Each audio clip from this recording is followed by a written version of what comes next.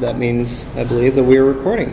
Hello, hi there. Welcome to Don't Let the Pigeon Drive Your Project. I'm George gdemet. I'm one of the owners of Palantir.net, full-service web design, development, and strategy firm.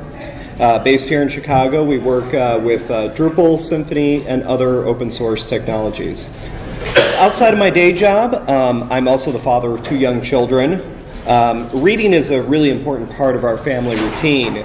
And my mother also happens to be a children's librarian.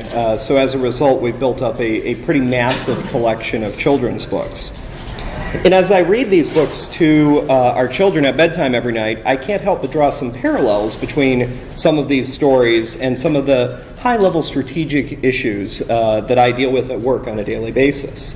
So this presentation is about how you can help maximize the potential for success on your next web projects using lessons imparted from classic children's books.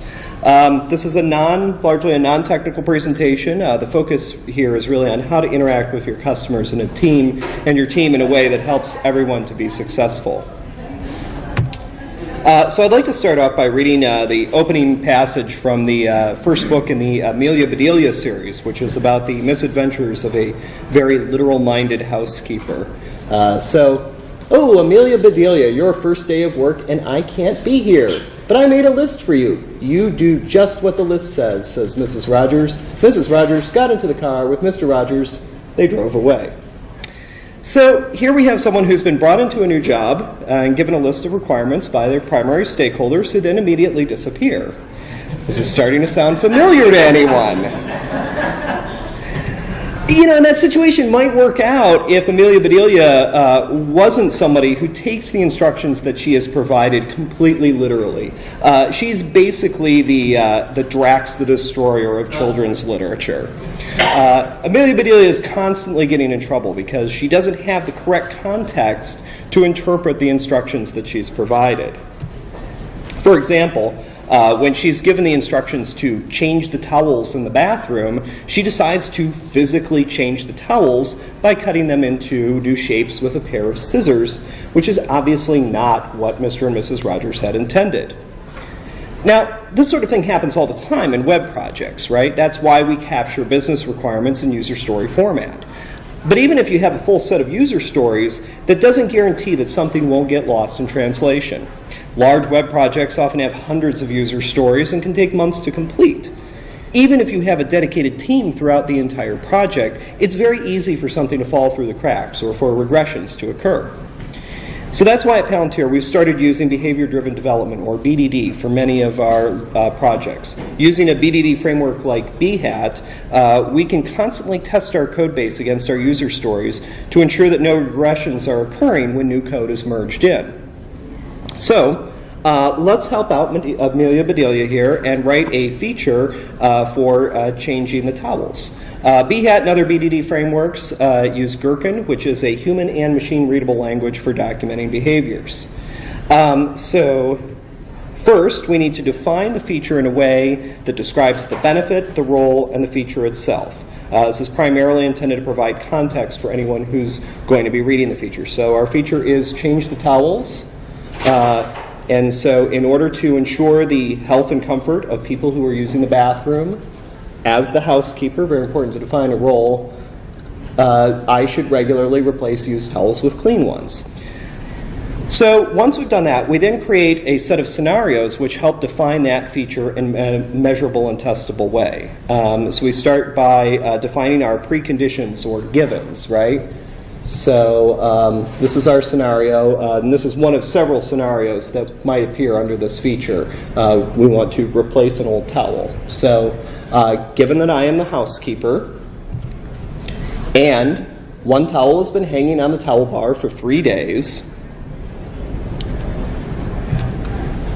when I remove one towel from the towel bar, right? So these are the scenarios. We're getting into the scenarios that help, we're going to start describing the key action, right, as part of a scenario that the user performs, right? So when I remove one towel from the towel bar, and I put one towel from the towel bar in the laundry, and I put one clean towel from the closet onto the towel bar, Then we describe the key action that the user performs. Then I should see, and I put one clean towel from the closet on towel bar. Apologize, my notes here are very small. That's the action that we perform. And then the observable outcome is that I should see one clean towel on the towel bar, right? This is a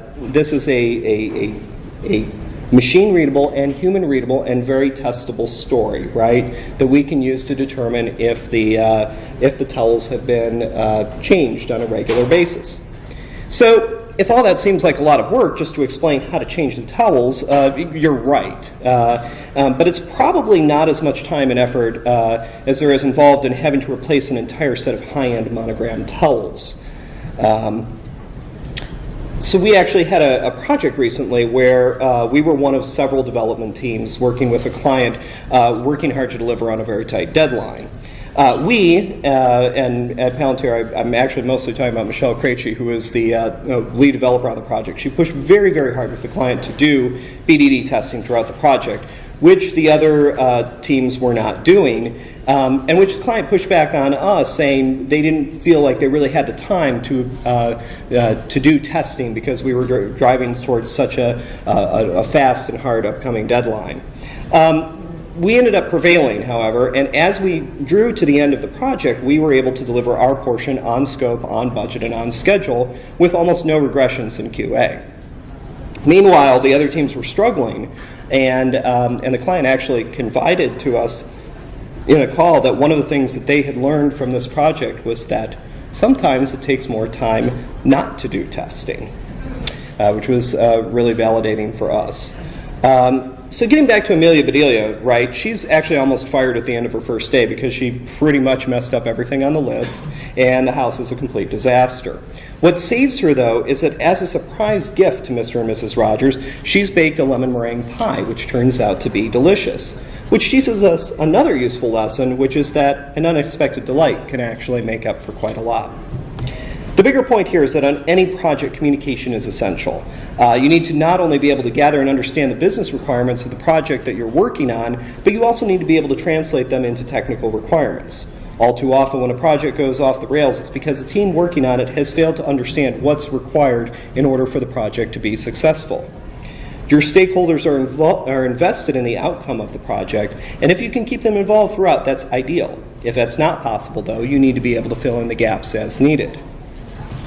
Which is what brings us to the Pigeon, who's the protagonist of a series of books by Mo Willems. In most of these books, the Pigeon wants to do something that he's not supposed to do, like staying up late or driving a bus.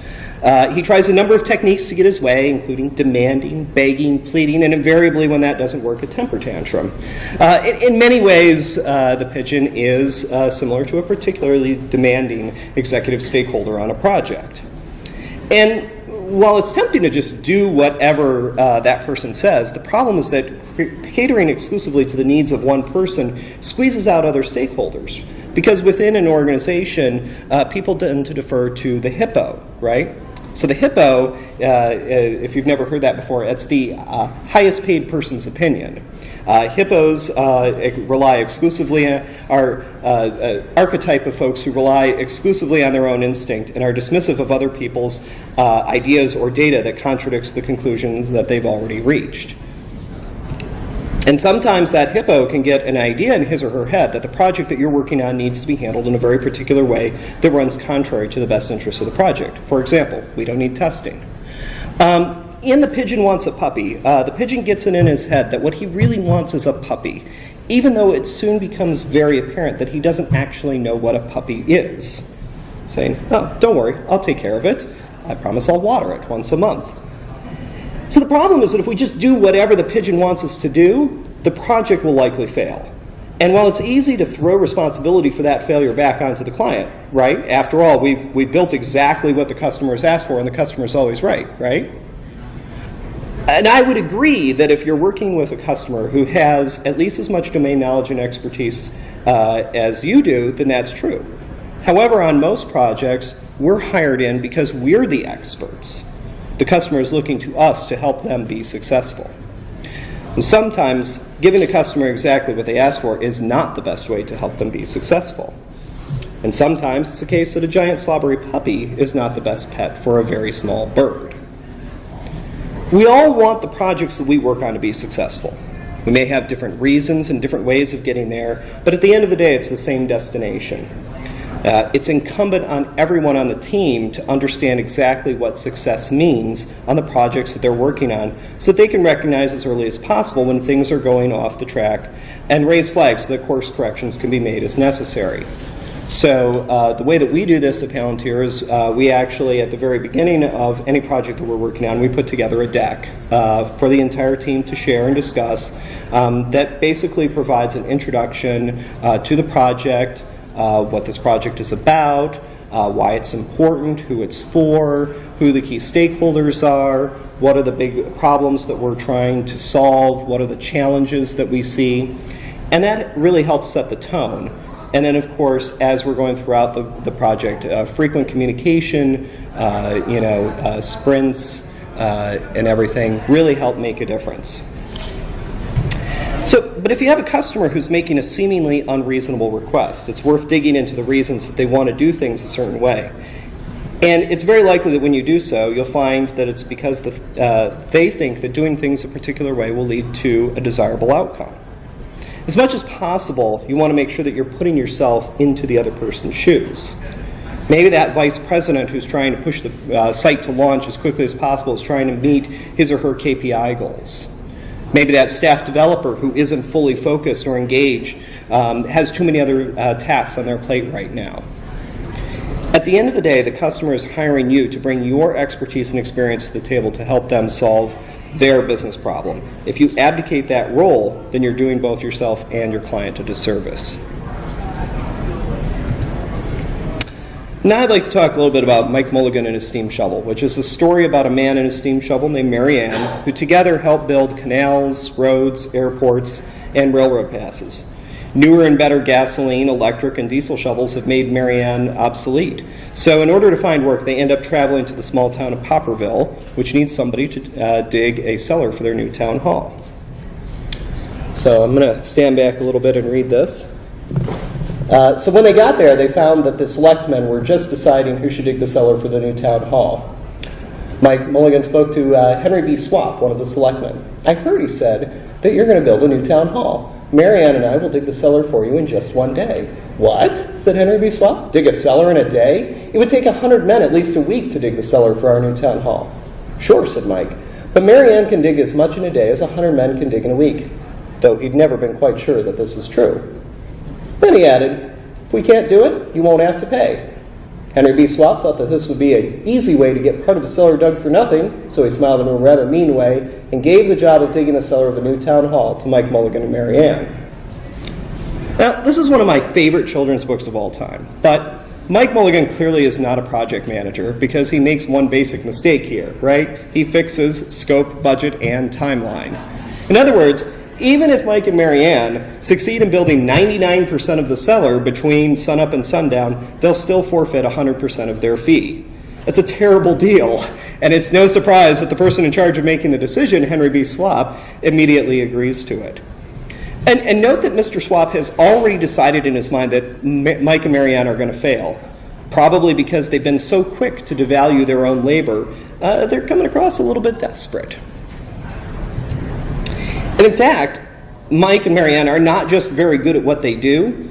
On this project, they work harder and faster than they've ever worked before. And when they get to the end of the day, they've built the cellar as promised, with one minor caveat. Mike Mulligan looked around at the 4 square walls and the 4 square corners, and he said, we've dug so fast and we've dug so well that we've quite forgotten to leave a way out. Nothing like this had ever happened to Mike Mulligan and Mary Ann before, and they didn't know what to do. If you're a project manager on any complex web project, you need to be tracking potential risks and have a plan for mitigating them so that you never find yourself at the end of a project saying to your client, we totally forgot to do this really important thing, and now we have no idea what to do. So the situation caused a lot of consternation among the townspeople, but fortunately they're eventually able to come up with a clever and creative win-win solution that both adds value to the town hall project and doesn't require Mike and Mary Ann to dig an exit out of the cellar. Because, once again, everyone involved is focused on a successful outcome, our story is able to have a happy ending. While a focus on business requirements is absolutely vital to the success of any web project, it's also important to make sure that you're also thinking about the experience of the people who will actually be using the product that you're developing. A great example is Frederic, which is the classic book by the famed graphic designer and illustrator Leo Leone about a family of field mice that's preparing for the winter. All the mice are busy gathering corn, nuts, wheat, and straw, except for Frederic, who's sitting off by himself, presumably doing nothing. His companions ask him, "Frederic, why don't you do any work?" And to which he replies, "I do work. I'm gathering sun rays and colors and words for the winter." Once winter comes, the mice move into their hideaway in the stones. After the food has been exhausted, they ask Frederic about the supplies that he was gathering during the summer. And Frederic asks them to close their eyes and then vividly describes the golden glow of the sun and the colors of the flowers in such a way that the other mice are able to feel like it's summer again, even if just for a moment. And I think the lesson here is that for those of us in the web industry, is that the user experience is what sticks around long after the customer's business needs have been met. It's not enough that the sites that we build are able to deliver information to the user. They need to be able to deliver it in a way that engages them, regardless of whether they're on a desktop PC, laptop, tablet, smartphone, mobile device, whether they're visiting day or night, at work, at home. At Palantir, we've been doing a lot of work lately for healthcare organizations. And in that industry, making sure that the site makes visitors feel absolutely comfortable and enables them to get the help and support that they need is absolutely vital. It's not just about the metrics. It's about designing an experience that engages visitors on an emotional level and sparks the imagination. That's why we've invested heavily in building a fully integrated design team that works hand in hand with our developers and strategists to deliver that fully rounded experience. And even on projects where we're working with an outside design team, we actually bring our folks into the project and have them work closely to make sure that the experience that's being designed is going to translate accurately to the web. And following up on that point, I think it's important also not to try to force users into something that's outside their comfort zone. This is Ferdinand from The Story of Ferdinand by Munro Leaf. He's a big, strong, powerful bull. But while all the other bulls are going around fighting and headbutting each other, Ferdinand is a pacifist. He would rather spend his time sitting under his favorite cork tree smelling the flowers. So when they come to take him to the bullfights in Madrid, under the mistaken impression that Ferdinand is the fiercest bull of all, he refuses to participate, choosing instead to sit in the middle of the bull ring and smell all the flowers that the female spectators are wearing in their hair. And that's what will happen to your users if you try to force them down a path that runs contrary to their desired workflow. They'll just quit. They'll leave. They'll go elsewhere. When we build websites or use tools that aren't the best fit for the job, our customers and users will abandon them. They might not voice their frustration, but like Ferdinand, they will very likely choose just to do something else instead. So my final example here is from Tommy Unger's classic book, The Three Robbers. The three robbers menace the countryside carrying a pepper blower, a blunderbuss, and a giant red axe, stealing gold and riches from anyone they can find. And one day, the robbers capture an orphan named Tiffany and take her back to their lair. She sees all the wealth that they've amassed, and she asks a very simple question for which they have no answer, which is, what are you going to do with this? She convinces the robbers to use their ill-gotten gains to purchase a castle and take in orphans from all over. Over time, as the orphans grow up, they settle around the castle and create their own sustainable community. So I think there's a couple lessons here. First is that if you're going to be in business, you need to understand your values. Helping people be successful has much greater long-term benefit than just amassing wealth for yourself in the short term. The second lesson, which will hopefully also be apparent to anyone who saw this morning's keynote, is always listen to Tiffany. So I realized, this is my first time running through this presentation, that I am out of slides. So we're going to go to Q&A. But first I wanted to thank you all. So once again, I'm George Gdemet. You can follow me and Palantir on social media here. I also wanted to make a plug for my favorite children's book-related charity, We Need Diverse Books. The overwhelming majority of children's books are written by and about people who largely look like me and who do not represent the diversity of the population at large. So please check out that hashtag and make a donation if you're so inclined. Also, in case you're interested in any of the books that I have talked about, here's a list. If you're fortunate enough to live in a place that has a locally owned non-chain bookstore that's not also in the business of cloud hosting, I encourage you to patronize them. And with that, I'm open for questions. I ran through that very quickly. I'm sorry. Yes? This might be a little more sure. technical than you were looking to get into. No worries. That project where you rolled, you used BHAT. Yeah. First of all, was that the first time you were rolling out BHAT as an organization? So actually, Michelle's right here. I didn't see you come in, and is probably the most qualified person to comment on that project. I would say it was certainly the first project of that kind of scope where we were exclusively using BDD. So, follow-up question. A couple of follow-up questions to that is, what portion of the overall budget was BHAT, and have you found that now that you've developed competency and the cost of implementing it is less? So it was not broken out as a separate line item. It was actually part of the contract. The contract was basically time and materials, right? And and part of what the contract asked for in that case was for us to do testing.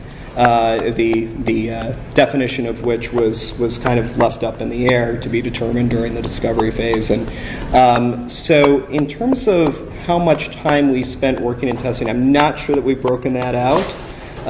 But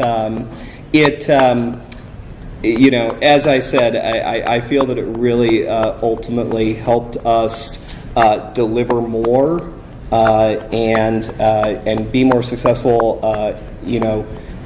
to the point that we weren't it's very easy to happen on a project of that kind, to be kind of, rush, get everything built out, and then spend a lot of time slogging through a lot of QA, right? Our QA period was vastly reduced, largely because we were doing QA throughout, right? And so I do. We are definitely going to be doing more of that on projects that we work on. Whether it's an open question, whether or not something like that is appropriate for every single project. It may not be appropriate for a very small project where it's relatively easy to keep the requirements in your head or easily refer to them. But certainly on a larger project where you've got dozens and hundreds of user stories, I think it's a really valuable tool. So, yeah. So it sounds like I'm assuming there was some type of ramp-up period to get BHAT implemented on site. How did you balance that ramp-up period and the budget that was assigned to the project so you didn't blow things there? Do you want to comment on that all, Michelle? Or there was some setup time, but Hi, I'm Michelle. Sorry, I didn't mean for you to join my presentation, but you're here. I have really strong opinions about behavior-driven development, and I'm a little bit more hard-nosed than George does, like he is, because we should absolutely do behavior-driven development on every project. But I think that I hear your concerns because I've implemented this several times before, and I hear that gosh, it's really hard to change our process. And I hear that. Everyone who worked on the team with me has never done behavior-driven development before, and it took one sprint for everyone to get it.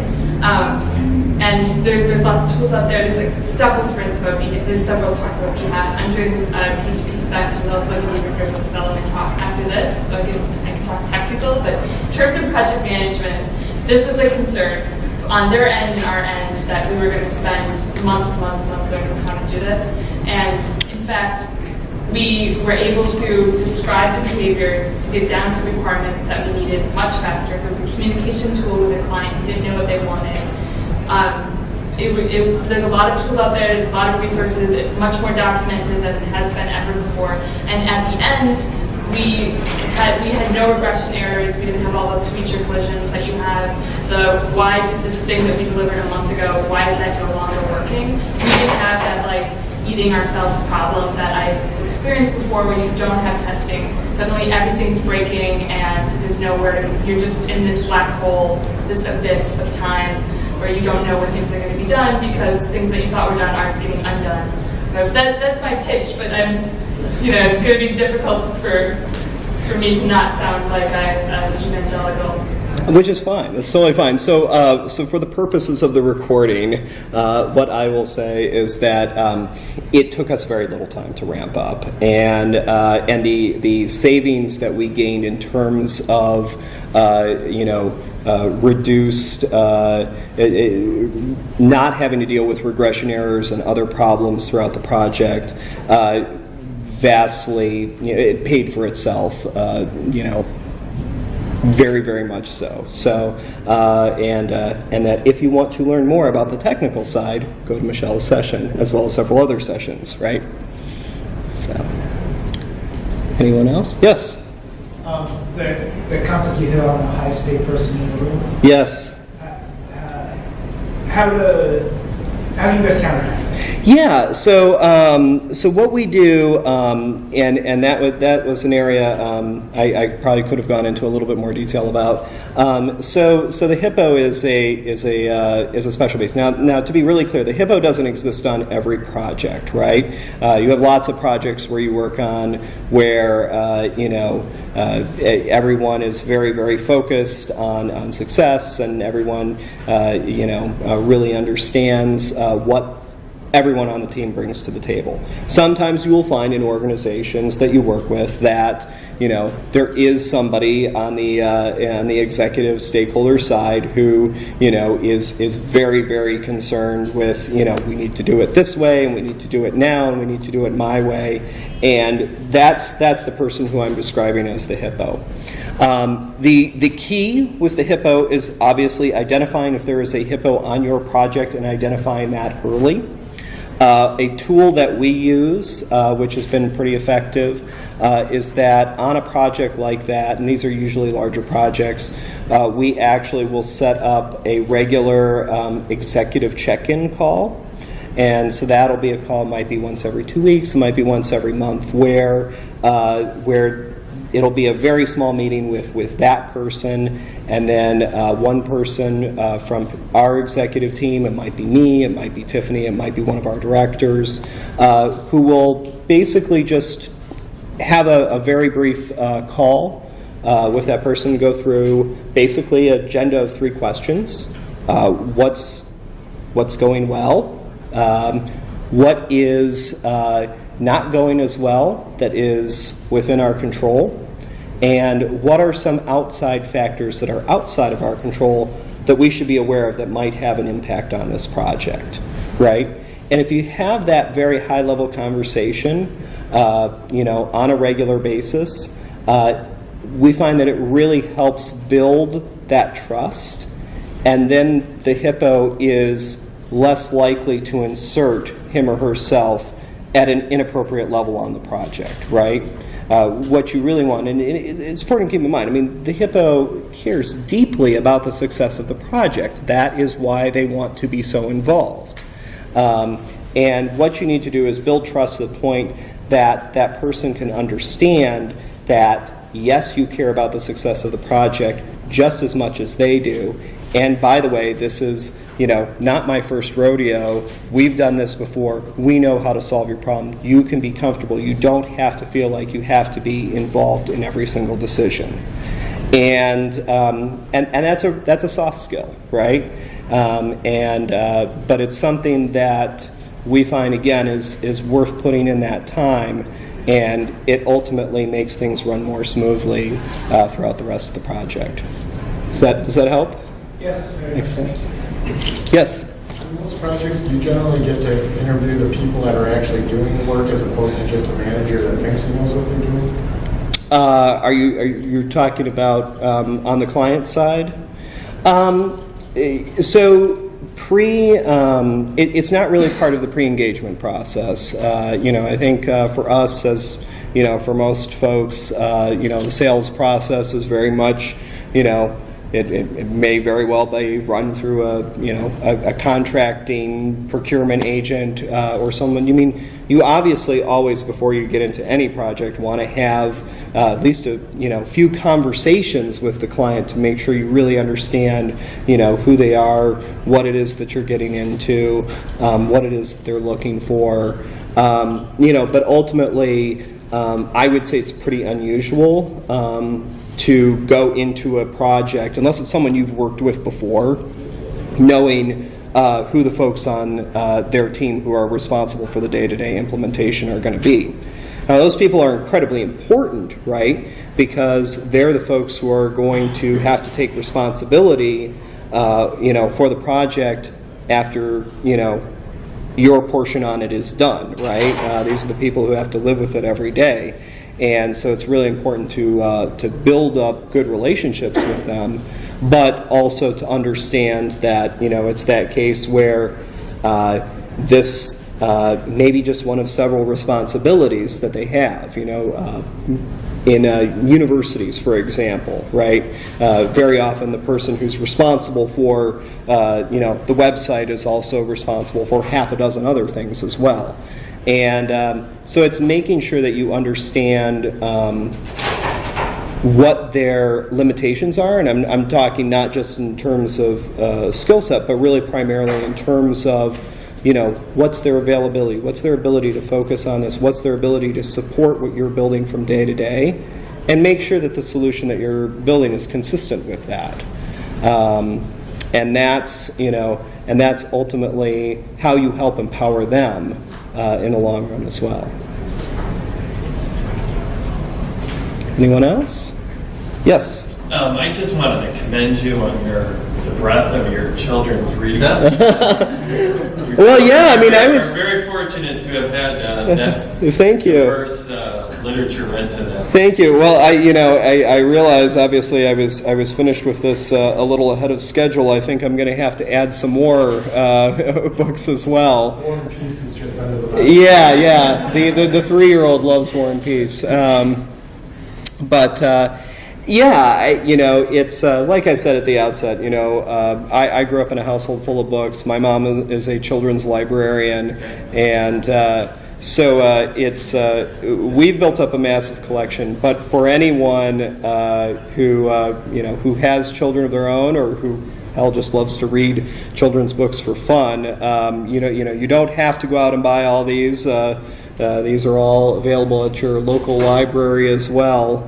And these examples here, I think, are probably some of the better known classic examples. But there's certainly a lot of one of the things I've discovered, just being a parent myself, is that there are wonderful children's books coming out all the time. You don't have to rely just on the classics. That's probably a whole other presentation. Yes? So you mentioned earlier about avoid forcing people, especially stakeholders, into a situation they don't like. Yep. How do you walk that line, though, of forward-thinking UX and something that is going to last and is going to be there after you leave with that other side? That's a big challenge, right? And it is, and it depends on the kind of customer you're working with as well, right? If you're doing a site for a customer who's maybe doing a campaign, right? You might have something that lives for 3 or 6 months, right? That's going to be a very different use case scenario than if you're building something for a college or a university where they're really approaching it as infrastructure, right? And those are the kinds of projects we gravitate toward, right? We want to build something that's there for the long run, that's going to continue to support our customer. And in that case, yeah, I mean, it is definitely a balance between building something that is going to bring that delight, bring that engagement, and continue to do so for another 3 years or more. And I think the key there is if you have a creative team on staff or you're working with a creative team, is and if they're good designers, right, they're not just going to chase the shiny or whatever is the hot thing in Smashing Magazine this week. They're going to really look for things that might be new, but might also really enhance the user's experience. And the more that you can help them understand what the long-term goals for the site are, I think the more that they'll be able to, come up with things that support that. So, but that is. It is not always easy to do, and it's very easy to there are many examples of sites that launched with too many bells and whistles, and the reality is that within a couple months they end up getting pared back, right? And sometimes that's okay. I mean, sometimes it's you got to put something out there and see if it's going to work or not. Anyone else? Yes, in the back. From the project management side, is content curation ever an issue, or trying to get content from your client? Is it ever delayed or timeline? If so, how do you try to get the content from them? Yeah, so that's a great question, and content has kind of always been the maybe a thorn in the side, right, of web projects, that you are able to get moving. You do the discovery, you do the design, and then we got to sit around and wait for the content. And that's really what content strategy is all about. Content strategy really should be part of your discovery process. It should be tied in with your design process, and so that and content governance too. We find is that when folks have issues pulling together content, really the answer is that it's usually not about them not having the content. It's them having not thought about things like content governance. Who's responsible for this content? So there's a number of ways you can handle it. Obviously it's something you want to, if it's going to be an issue, it's something you want to get to as early as possible in the process, because if it is something that's going to require extra time in the schedule, you want to be able to plan for that. And if it's something that's going to involve a break or a pause, then maybe part of the team needs to go off and work on something else for a while. Another really interesting approach that we've used in a couple cases is to actually have the content proliferation be part of the client onboarding and training experience. So that's in a case where you've got a pretty good idea of what the content is going to be, but there's obviously some review that needs to happen.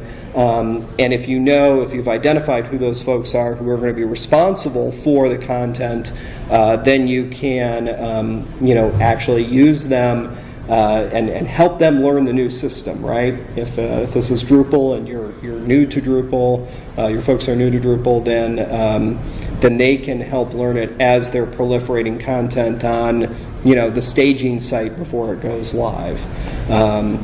That's one technique that works sometimes. All right. Anyone else? Going once? All right. Going twice? All right. Well, thank you all very much.